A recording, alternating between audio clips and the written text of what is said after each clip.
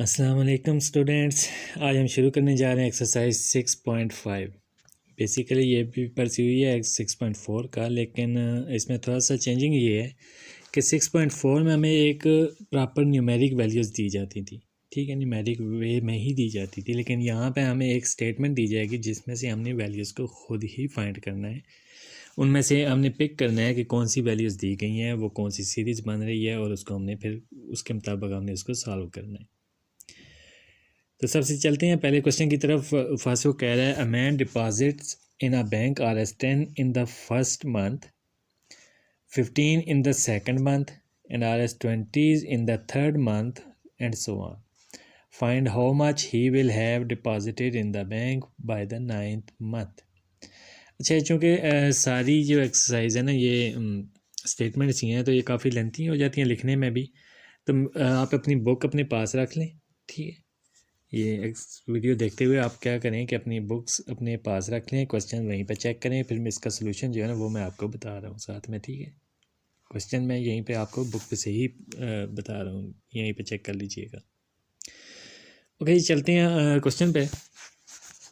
Okay, a man deposited in a bank RS10 को, एक आदमी है जो बैंक में 10 रुपये रख रहा है इन द फर्स्ट ईयर, ठीक है, 10 रुपये वो जमा करवा रहा है। उसके बाद कह रहा है ₹15 इन द सेकंड मंथ, के 15 रुपीज़ वो जो है सेकंड मंथ अगले महीने में उसने डिपॉजिट करवाए हैं। इसी तरह नेक्स्ट मंथ में उसने 20 रुपीज़ एंड सो ऑन। इसी तरतीब के यानी कह रहे हो, इसी तरतीब से वो आगे चल रहा है, हर महीने वो 5 रुपये इजाफा करता जा रहा है। देखें ना, फर्स्ट 10, फिर 15, फिर 20, तो 5 रुपये हर महीने में वो इजाफा करता जा रहा है, ठीक है। Find how much he will have deposited in the bank by 9th month. वो कह रहे हैं कि आप चेक करवाएं कि 9th मंथ तक उसने टोटल जो है वो कितने डिपॉजिट करवा दिए। तो अब इसको एक एपी की शक्ल में लिख लें। देखें आप, 10 + 5 15 + 5 20, तो 5 हमारे पास कॉमन डिफरेंस है ना, तो आप इसको एक अर्थमेटिक सीरीज ले सकते हैं, ठीक है। 10 15 20 अप टू 9th मंथ है ना, तो 9th टर्म तक इसको ले जाएं। इसको एक अर्थमेटिक सीरीज जो है ना वो आप कंसिडर कर सकते हैं। चलते हैं सोल्यूशन की तरफ। ओके जी, लेट कर लें सबसे पहले 10 15 + 20 plus up to 9th term, ठीक है। ये एक लेट कर लें, ये कि एक हमारे पास क्या है, AS है, अर्थमेटिक सीरीज़ है। अब यहाँ से आपने क्या करना है, 9th मंथ तक टोटल उसने कितनी रकम जो है वो डिपॉजिट करवाई है, वही हमने फाइंड करना है। तो इसके लिए आप सिंपली सबका सम लेंगे, ठीक है, सबको जमा करेंगे तो जवाब आ जाएगा। तो सम का ही ये एक क्वेश्चन है हमारे पास, सम ही मालूम करना है इसका, ठीक है। अरिथमेटिक सीरीज़ है और इसका सम मालूम करना है। सो अरिथमेटिक सीरीज़ में हम क्या सम के लिए क्या चीज़ें चाहिए होती है, A1 हमें चाहिए होता है, वो देखें 10 आ रहा है। D कॉमन डिफरेंस है, 15 - 10 = 5।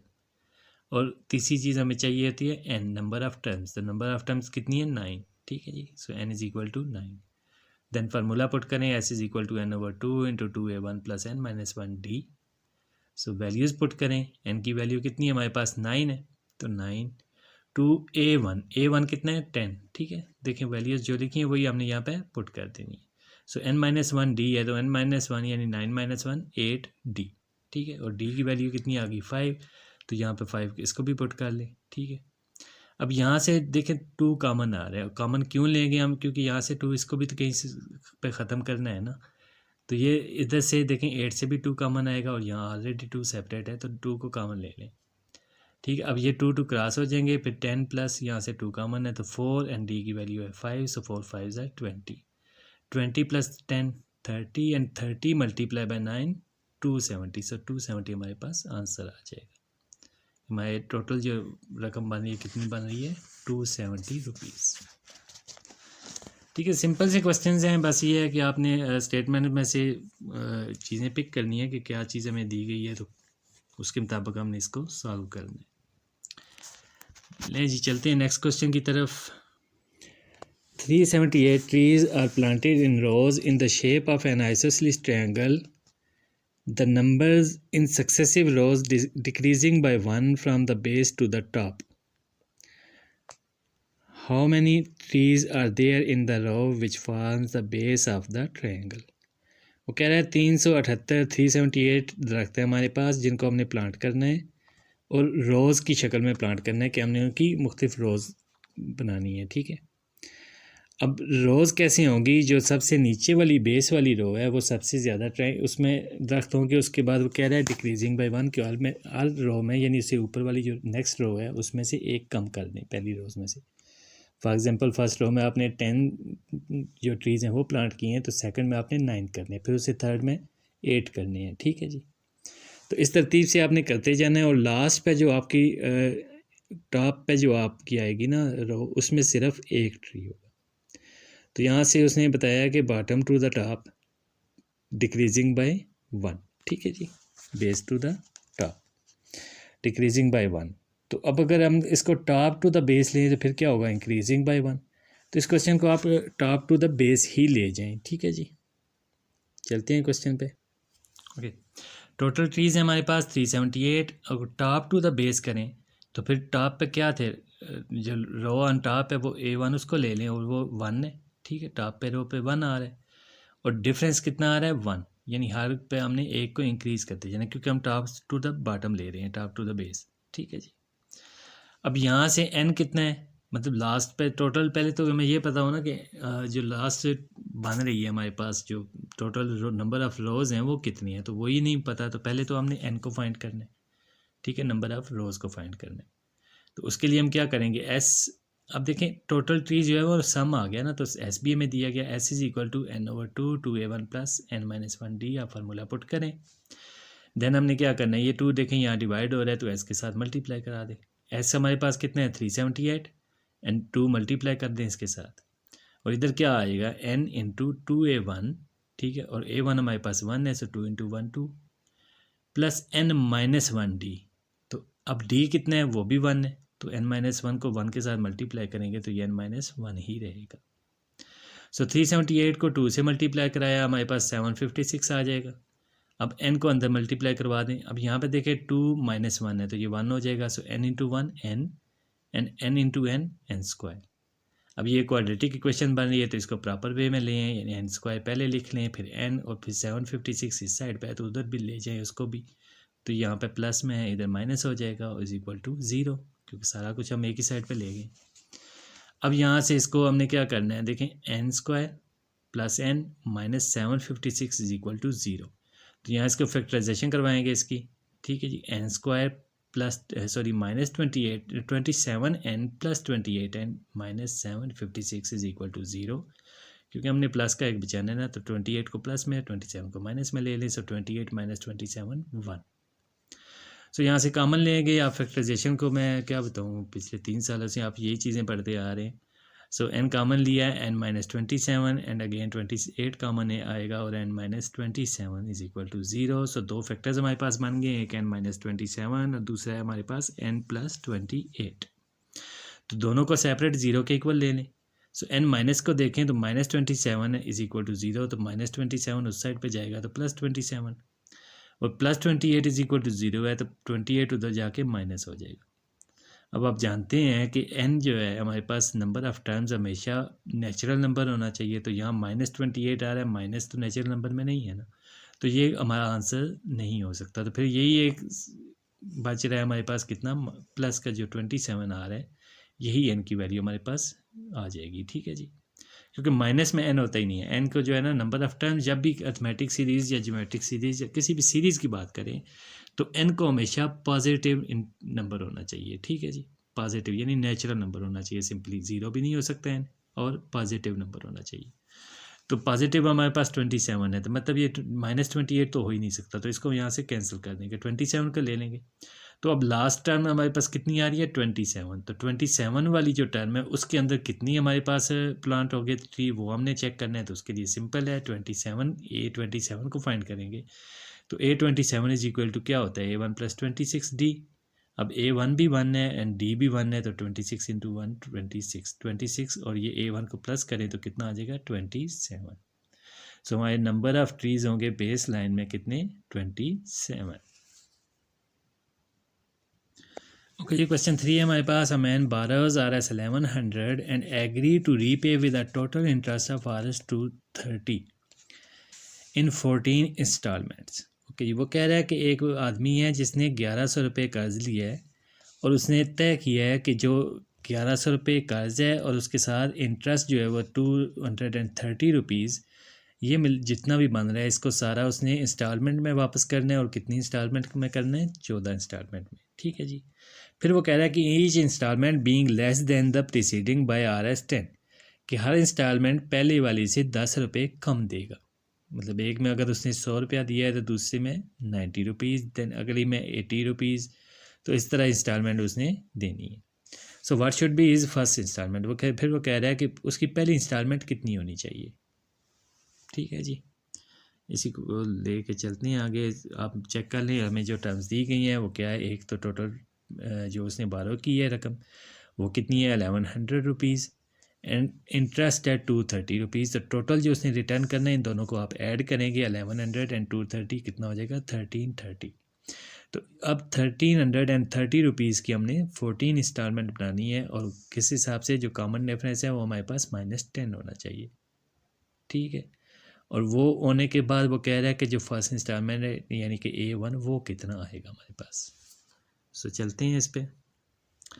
सो टोटल रीपे जो हमने करना है वो कितना है हमारे पास? 1100 प्लस 230, ये हमारे पास आ जाएगा 1330 रुपीज़। टोटल इंस्टॉलमेंट है हमारे पास 14। ठीक है, और इसको आप n का नंबर दे दें यानी कि टोटल जो टर्म्स है वो n हो जाएगी, तो 14। और कॉमन डिफरेंस कितना है उसे कहा है कि हर जो इंस्टॉलमेंट है पहली वाली से 10 कम होनी चाहिए, तो -10 कर लें। ठीक है जी। अब फर्स्ट इंस्टॉलमेंट यानी A1 जो है वो हमने फाइंड करना है। तो सीरीज़ के हिसाब से आप इसको सम का फार्मूले ही अप्लाई करेंगे। सो S = n/2 to A1 n-1D। अब यहाँ पे देखिए n की वैल्यू भी हमें गिवन है 14 है, S यानी टोटल रकम भी गिवन है 1330 रुपीज़, और फिर D की जो है वो भी वैल्यू गिवन है -10। तो A1 की इजीली हम मालूम कर सकते हैं यहाँ से। सो वैल्यूज़ पुट करें। S की वैल्यू कितनी है? 1330। 2 डिवाइड हो रहा है, S के साथ मल्टीप्लाई करवा दें। ठीक है जी। सो n की वैल्यू कितनी है? 14। सो 2A1। अब A1 तो हमने मालूम करना है ना, तो इसको इसी तरह लिख लें। और नेक्स्ट क्या है? n-1D। तो n-1 हो जाएगा 13। ठीक है, n14 है तो n-1 13, और D की वैल्यू कितनी? -10। सो यहाँ पे आप इन दोनों को मल्टीप्लाई करवा लें। ठीक है, 1330 मल्टीप्लाई बाई 2 ये कितना आ जाएगा? 2660 रुपीज़। देन 14 को 2A के साथ मल्टीप्लाई करवाएं तो 28A1। और फिर ये देखें ये दोनों आपस में पहले से मल्टीप्लाई हो रही है, तो ये प्लस एंड माइनस माइनस 13 10 130, और 130 को 14 के साथ मल्टीप्लाई करवाएंगे तो 1820। तो यहाँ पे ये देखिए 1820 माइनस हो रहा है, उस साइड पे जाके प्लस हो जाएगा, तो ये दोनों ऐड होके आ जाएंगे 4480। और ये 28 A1 के इक्वल है ना, तो 28 यहाँ A1 के साथ मल्टीप्लाई हो रहा है तो इधर जाके डिवाइड हो जाएगा। सो इसको डिवाइड करवाएं तो ये हमारे पास फाइनल रिजल्ट आ रहा है 160। सो फर्स्ट इंस्टॉलमेंट उसकी कितनी हो जाएगी? 160 रुपीज़। ओके जी, क्वेश्चन इजी है, सिंपली एक ही फार्मूला यूज़ हो रहा है सम का। ठीक है, तो कुछ ऐसा नहीं है, बस ये है कि जो क्वेश्चन हमें गिवन है वो एक स्टेटमेंट की शक्ल में दिए गए हैं, तो वर्ड प्रॉब्लम्स हैं, तो उनमें से आपने जो वैल्यूज़ हैं वो पिक करनी होती हैं, उनको एक तरतीब देनी होती है। इसके अलावा कुछ भी इसमें नया नहीं है, बिल्कुल सेम वही क्वेश्चंस हैं जो 6.4 में करते आ रहे हैं, बल्कि 6.4 में थोड़े से ट्रिकी क्वेश्चन थे। यहाँ पे तो बिल्कुल इजी है, सिंपली आप फार्मूला लगाएं और आपका आंसर आ जाएगा। ओके, नेक्स्ट क्वेश्चन है हमारे पास। A clock strikes once when it's hour hand is at 1, twice when it is at 2, and so on. How many times does the clock strikes in 12 hours? Okay, कह रहा है कि जो एक clock है, एक घड़ी है हमारे पास, वो स्ट्राइक मीन हड़ताल ना समझ लीजिएगा, ये जो वो टर्न करती है ना, ठीक है, तो ये इसके अंदर एक सिस्टम होता है, एक पिन होती है जो आगे टकराती है, उससे आवाज़ पैदा होती है, तो वो उसको स्ट्राइक कह रहे हैं। आप यूँ ही समझ लें कि जो बेल दे रही है ना, घंटे के बाद जो वो बेल दे रही है उसका वो कह रहा है कि वो स्ट्राइक, उसी को आप समझ लें कि कितनी बेल्स दे रही है। तो वो जब एक होता है ना, उसके ऊपर जब एक मतलब 1 दिन का समझ लें, दिन को 1 हो गया, तो उस पर वो क्या कह रहा है कि एक दफ़ा वो बेल देती है, फिर 2 बजे वो क्या करेगी? 2 बेल्स देगी। ठीक है, इसी तरह 3 बजे 3 बेल्स देगी, तो इसी तरह ये चलता जाएगा। तो फिर वो कह रहा है कि जो हमारे पास टोटल 12 घंटों में उसने कितनी दफ़ा वो बेल देनी है, यानी कितनी दफ़ा स्ट्राइक करेगी। ठीक है जी। ओके, क्वेश्चन को लेके चलते हैं आगे। एट 1 आवर आप लिख लें इसको डाटा में कि 1 strike, so at 2 hour 2 strikes, in 12 hours, ये हमने रिफाइंड आउट करना है। सो अभी देखें, फर्स्ट आवर में फर्स्ट, सेकंड आवर में सेकंड, तो थर्ड आवर में 3 होगा ना, तो up to so on. So up to हमने कहाँ लेके जाना है, 12 आवर्स तक, तो आखिरी हमने हमारे पास 12 जो है वो लास्ट टर्म आ गई। सो 1 + 2 + 3 + अप टू 12। सो A1 देखें यहाँ पे 1 आ गया, डिफरेंस 2 - 1 1, एंड n कितना आ गया 12। सो सिंपली फार्मूला पुट करें, S = n/2। ऐसे ही मालूम करना है क्योंकि उसने कहा टोटल 12 घंटों में कितनी मालूम करनी है, तो बेसिकली हमने S को ही फाइंड करना है। सो n/2 2A1 n - 1 d। सो n की वैल्यू हमारे पास कितनी है 12, सो 12/2 2A1, ठीक है जी, n - 1 तो 12 - 1 11, और डी की वैल्यू भी 1 है, तो सिंपली 11 × 1 कर लें। सो ये 12 और 2 क्रॉस होंगे 6, 2 × 1 2 + 11 तो कितना हो जाएगा 13, सो 6 × 13 78, सो 78 स्ट्राइक करेगा वो टोटल यहाँ पे, ठीक है जी। आसान से क्वेश्चन है यार, कसम से मेरा तो दिल भी नहीं कर रहा है इनको पढ़ाने का, यार इतने इजी क्वेश्चन है। खैर चलते हैं नेक्स्ट क्वेश्चन पे। Question number 5, a student have 12 rupees at the end of the first week and goes on increasing is saving Rs4 weekly. After how many weeks will he be able to save Rs 2100 rupees? Okay जी, वो कह रहा है कि एक तालिब इल्म है जो कि 12 रुपये सेव कर रहा है पहले हफ्ते के अख्ताम पर, अपनी पॉकेट मनी जो भी उसको मिल रही है उसमें से उसने 12 रुपये बचा लिए। अगले हफ्ते उसने नेक्स्ट जो वीक है उसमें उसने थोड़ी और मेहनत की है और बचत की है, और उसमें से 4 रुपये ज़्यादा यानी 16 रुपये करा जो है ना वो उसने सेव कर ली। फिर इसी तरह वो कह रहा है कि हर हफ्ते पहले से 4 रुपये वो ज़्यादा सेव कर रहे। तो यहाँ पे आप देखें, अगर इसको अर्थमेटिक सीरीज़ के तौर पर लें तो A1 12 आ गई, फिर जो डिफरेंस हर हफ्ते में वो डाल है कितना है 4, तो D हमारे पास 4 आ जाएगा, ठीक है जी। और हमने मालूम करना है 2100 टोटल रुपीज़ हैं, तो ये कितने वीक्स लगेंगे। सिंपली 2100 टोटल रुपीज़ हैं तो मतलब ये सम हो गया, ठीक है। सब जितनी रकम है सबको ऐड किया तो 2100 बना है ना, तो ये सम है। और वीक्स कितने लगेंगे, तो यहाँ पे देखें first week, second week, third week की बात हो रही है, तो यहाँ पे सिंपली आप इसको समझ लें कि ये हमारे पास नंबर ऑफ़ टर्म्स है। तो ये एक अर्थमेटिक सीरीज़ ही हमारे पास बन रही है। सो इसको अर्थमेटिक सीरीज़ के तौर पर ही लेके चलेंगे हम।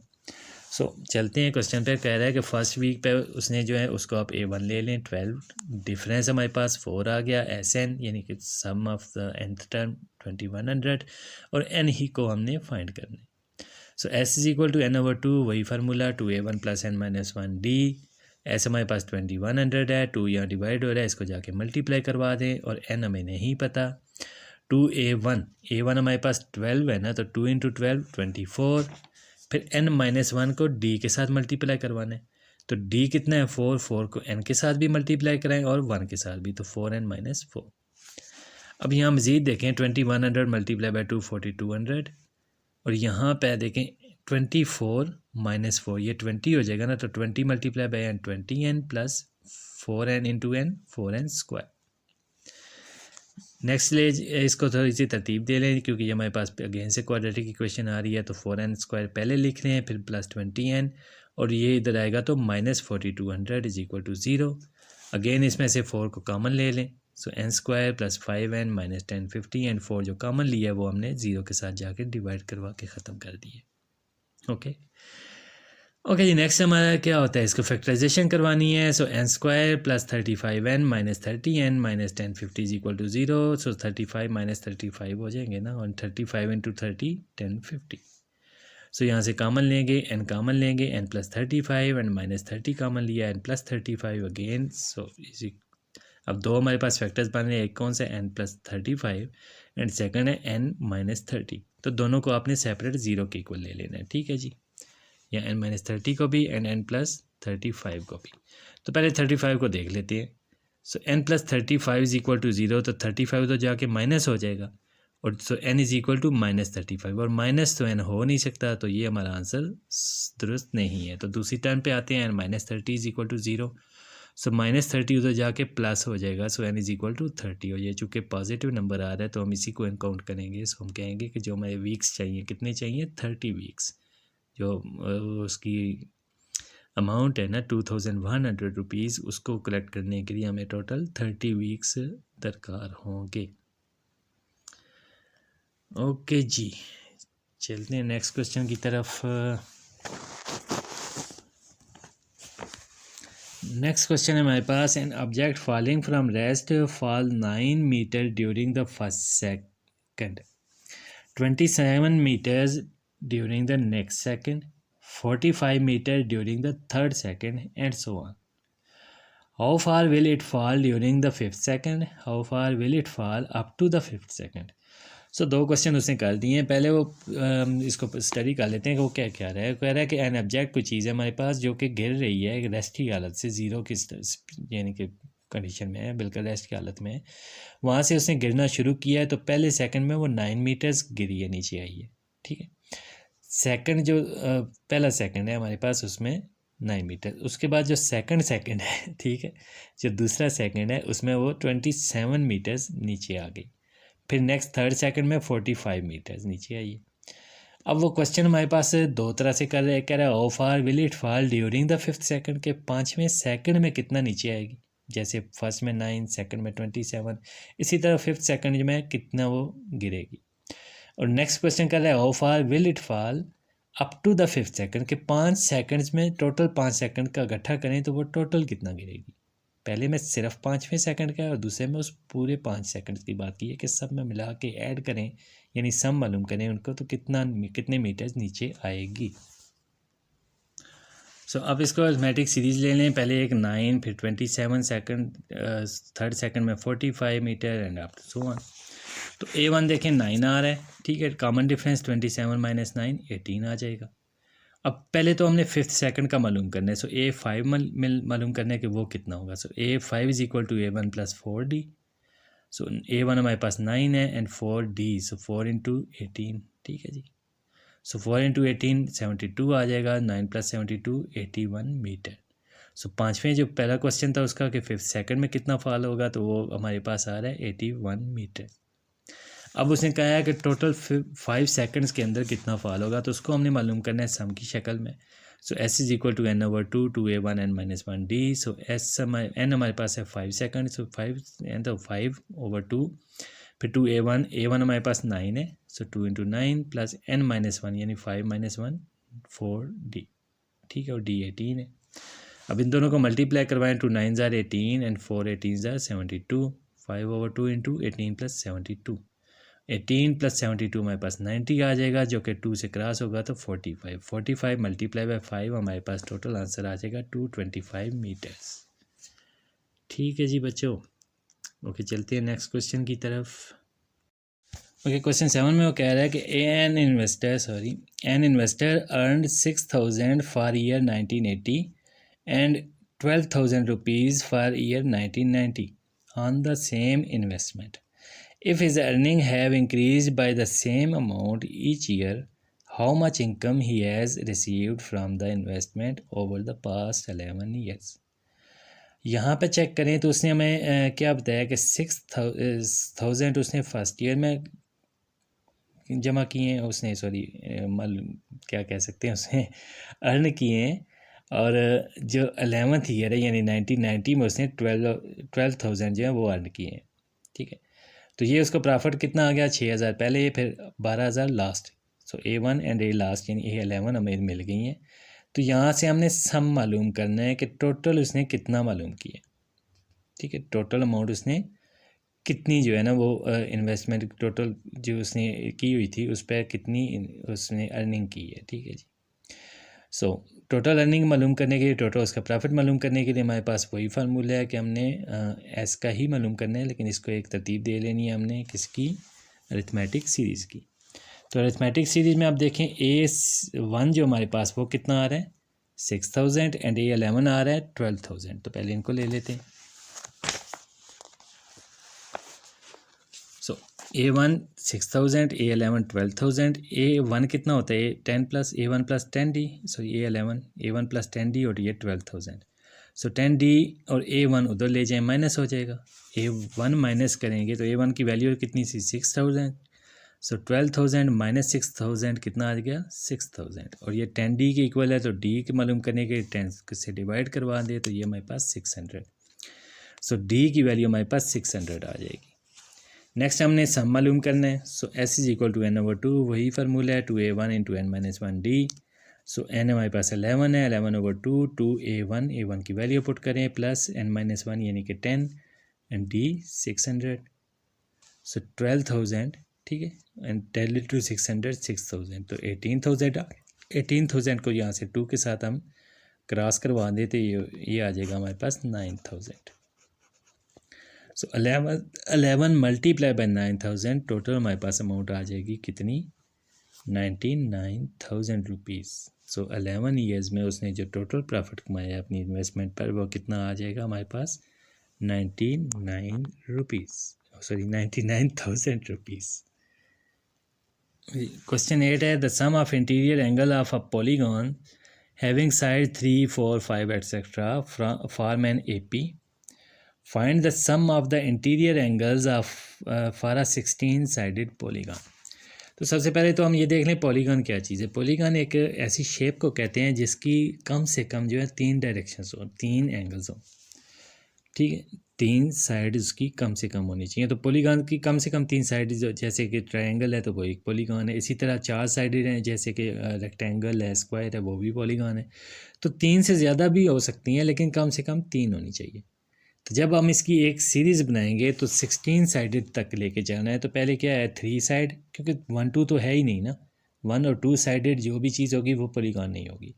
तो 3 साइड से शुरू होगी ना, तो 3 to 16 ये हमारे पास टोटल 14 बन जाएंगे, ठीक है। टोटल वैसे तो 16 है लेकिन 1 और 2 साइडेड मिस करेंगे तो ये कितने हो जाएंगे 14 साइड। तो सबसे पहले हम इसको ले लेते हैं, ठीक है जी।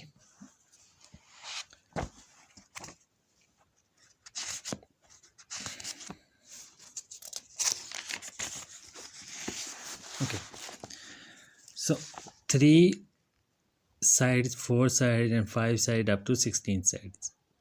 तो ये हमारे पास टर्म्स कितनी बनी है 14, ठीक है जी। सो 3 साइडेड का जो एंगल्स होते हैं वो आते हैं पाई, इसी तरह 4 साइड के 2 पाई, फिर 3 पाई अप टू A14।